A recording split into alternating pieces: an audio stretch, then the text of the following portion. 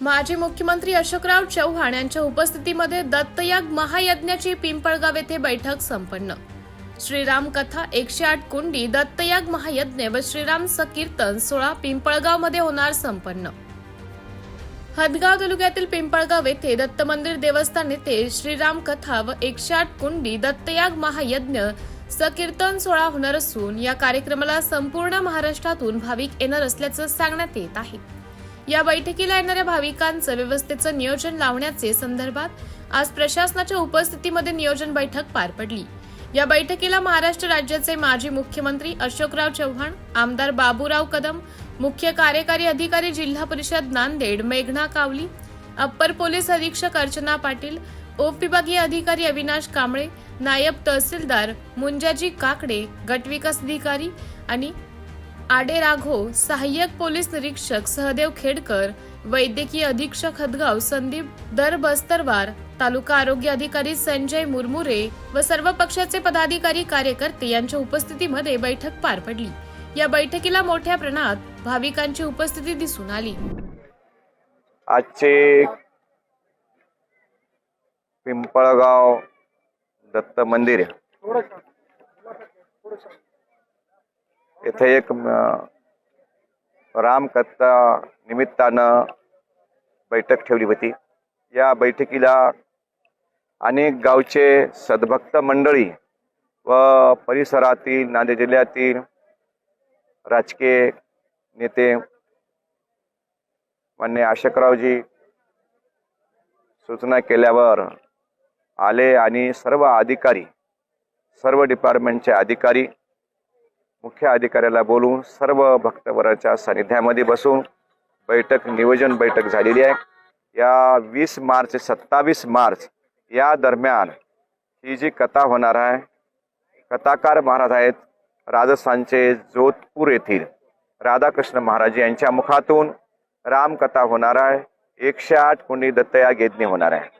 ह्या सर्वांमध्ये जी काही सद्भक्त मंडळी येणार आहे त्या सद्भक्त मंडळीची व्यवस्था चांगल्या तऱ्हेची व्हावं, कार्यक्रम शांततेत पार पडावं याच्यासाठी सर्व पोलीस खातं, 82 खातं, विद्युत खातं,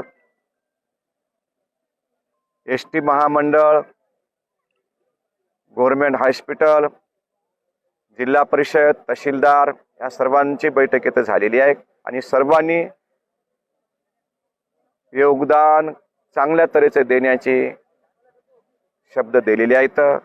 अशोकराव आणि बाबूराव पाटील कवळीकर हदगाव तालुक्याचे आमदार हे सुद्धा उपस्थित होते। त्यांनी सर्वांनी सांगितलं की आम्ही कार्यक्रम यशस्वी पार पडू आणि पत्रकार मंडळी सुद्धा बहुसंख्येने उपस्थित होती। 2-3 तालुक्याचे सर्व पत्रकार बांधवांनी सुद्धा सांगितलं महाराज आम्ही हा आध्यात्मिक कार्यक्रम आहे पूर्ण यशस्वी पार पडू अशा तऱ्हेचं सर्वांचं योगदान लावलं।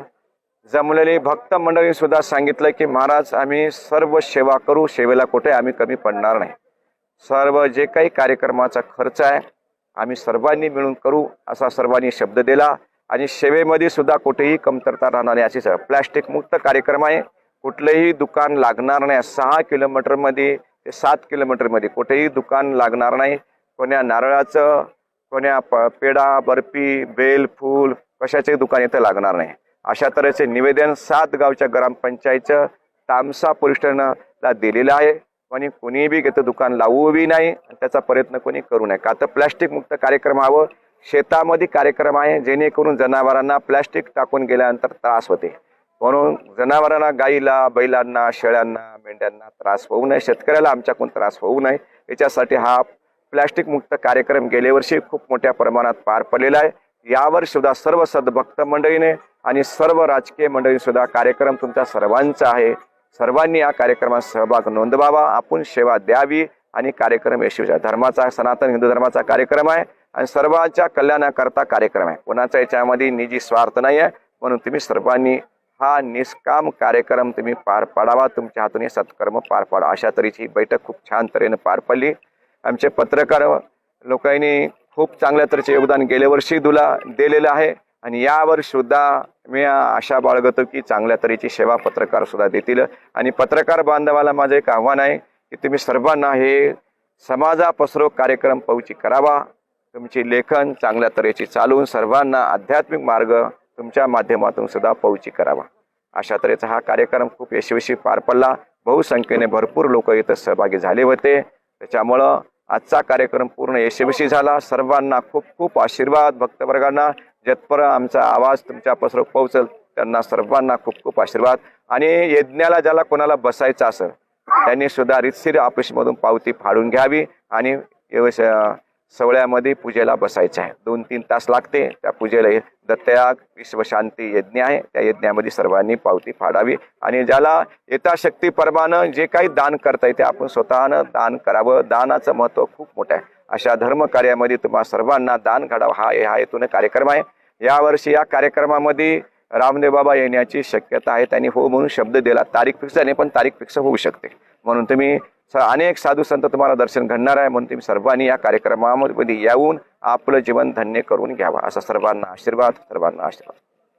प्रतिनिधी चंद्रकांत भोरे, हदगाव.